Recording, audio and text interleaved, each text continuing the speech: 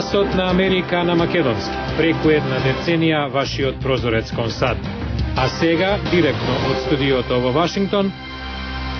Добро вечер во Вашингтон, ова е ТВ журналот Newsflash на Гласот на Америка на македонски. Во наредните 8 минути со вас ќе биде Јане Бојаджиевски.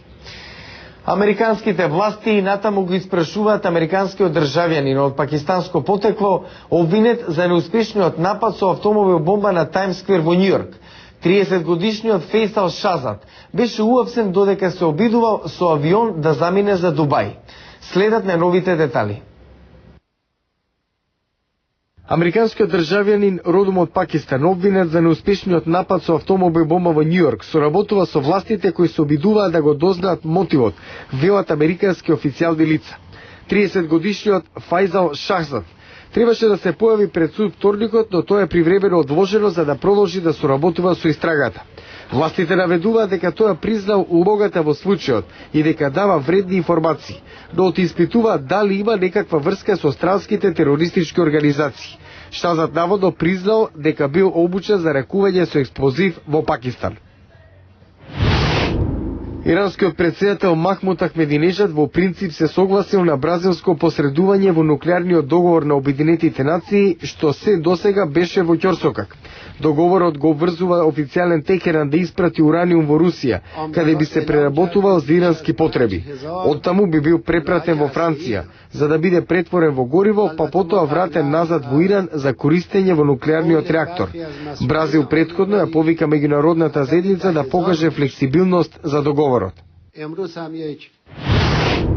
На аукција во Њујорк слика од Пабло Пикасо од 1932 е продадена за рекордни $106,5 милиони. Сликата Акт, зелени лисија и гради е портрет на љубовницата на Пикасо Мари Терес Валтер и ја купил анонимен колекционер преку телефон. Досега најскапа продадена слика беше Момче со луле, исто на Пикасо.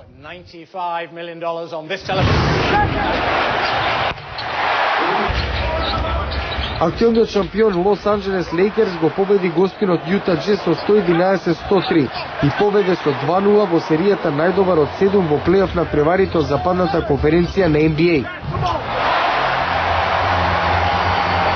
13 turnovers for Atlanta.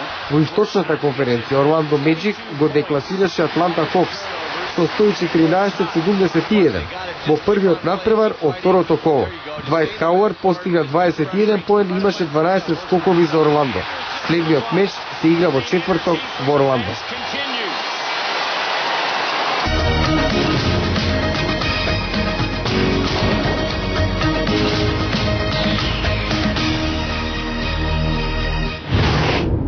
На американските берзи бран на песимизам по неновите стравувања за грчката финансиска криза.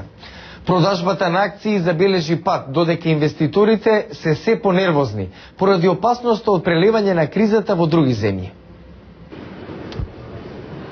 Берзите во САД и Европа појдоа надолу поради загриженоста дека грчката криза нема лесно да се реши. Инвеститорите гледаат на упорните штрајкови во Грција како на знак дека владата во Атина ќе има проблеми во спроведување на скратувањата, што се услов за пакетот помош за спас на Грција вреден $146 милиарди. Ваквата клима на Wall Street придонесе индустрискиот просек на Dow Jones вторникот да падне под 11.000 поени. Па сепак, некои аналитичари сметаат падот е привремен. Инвестициониот советник Хју Џонсон вели подобрувањето на корпорацијските профити и глобалното опоравување што е во тек ќе обезбедат пораст на цените на акциите. Ако продолжи тој процес, пазарите ќе одат нагоре. Загриженоста за Грција ги засени позитивните економски сигнали од САД вторникот, како порастот на производството и 5% раст во продажбата на домови. Нема сомневање дека Грција до известен степен ќе влијае на Европа, па и на САД, но ни одблиску не толку за да го изводи пазарот од колосек.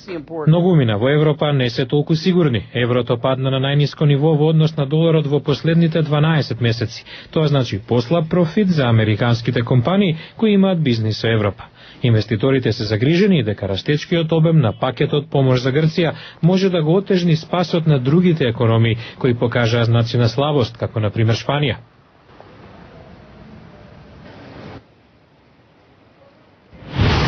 Американските власти основаат 4 центри долж јужното крајбрежје за згрижување на птиците погодени од излената нафта, по несреќата на платформата за дупчење во Мексиканскиот залив. Во прашање е спасување на нивниот дом и нивниот опстанок, а со ширењето на нафтата ситуацијата станува уште поитна. Нафтата што се шири во Мексиканскиот залив е отровна за сиот животински свет, чиј опстанок е поврзан со морето. Веќе е забранет риболовот поради стравување од загаденост. Сега официјални лица ги надгледуваат морските птици погодени од инцидентот. Се поставуваат плутачки барикади во вкупна должина од 150.000 метри за ограничување на излевањето и заштита на крајбрежјето каде птиците свиваат гнезда. Една од областите каде се вршат напори за заштита на флората и фауната е Националниот парк Бретон во Луизијана. Том Мекензи е портпарол на Американската управа за рибарство и дивина.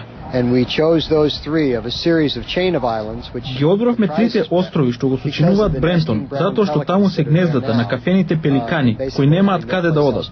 Центарот во близина на Форт Джексон е еден од 4 за влекување на пеликани и други затруени птици, со капацитет да прими 200. Джей Холкомб од Меѓународниот истражувачки центар за спасување на птици објаснила зошто нафтата е голема опасност за нив. Приобидот да е отстраната од перијата, со клоновите ја внесуваат во уста, тоа ги труе. Силните ветришта и бранови само ја направија ситуацијата потешка, спречувајќи ги бродовите да трагаат по погодените птици и да утврдат колкава е штетата. Овој еколошки инцидент секако ќе има пошироко влијание на туризмот во јужниот дел на Соединетите Американски држави, например. А за американските очекувања од оваа туристичка сезона, гледајте во утрешното издание на Newsflash. Утре во Newsflash, странскиот туризам во САД, 2009-та пад, 2010-та надеж за подобро. Туристичките работници се фокусираат на земјите во развој. Гледајте утре во Newsflash. Ова беа вестите денеска, го гледавте Newsflash на гласот на Америка на македонски. Јас сум Јане Бојаджиевски од студиото во Вашингтон. За најнови содржини посетете нашата веб страница glasnaamerika.com. Пријатна вечер.